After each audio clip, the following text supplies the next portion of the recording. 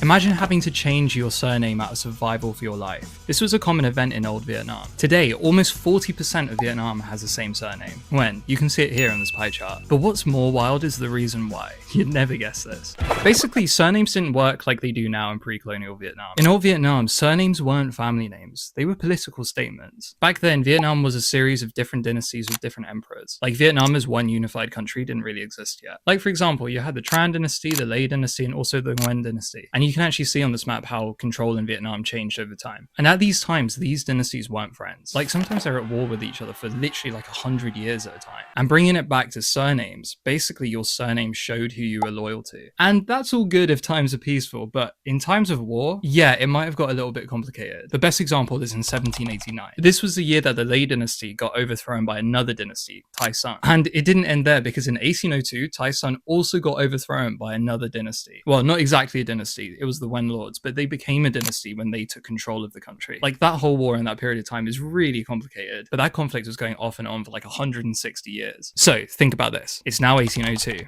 and your surname is Le. You're kind of in trouble, because your surname now says that you're loyal to a dynasty that doesn't even exist anymore. So as long as your surname is Le, there's no one to protect you. So what do?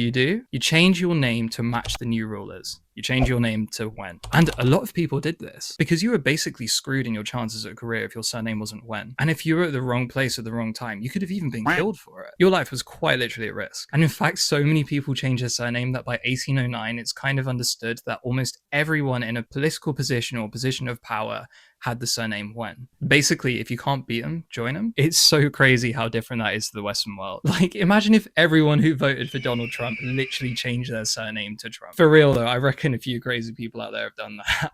So there's an important thing that links it to today. Remember that in 1858, the French colonized Vietnam. And with them, they brought their colonial skill of bureaucracy and red tape. Thank you, France. So what did this mean? This meant that surnames had to suddenly become formalized for things like paying tax and that kind of stuff. So all of a sudden, surnames have this completely different Western meaning, and people didn't know what to do. So they just kind of wrote the loyalty names that they had at the time. And because the Wen dynasty was the last one that survived up until the French period, a lot of people wrote down the surname Wen. And that's why today almost 40% of the country have the surname Wen. Everyone's surname is pretty much like a frozen snapshot of time.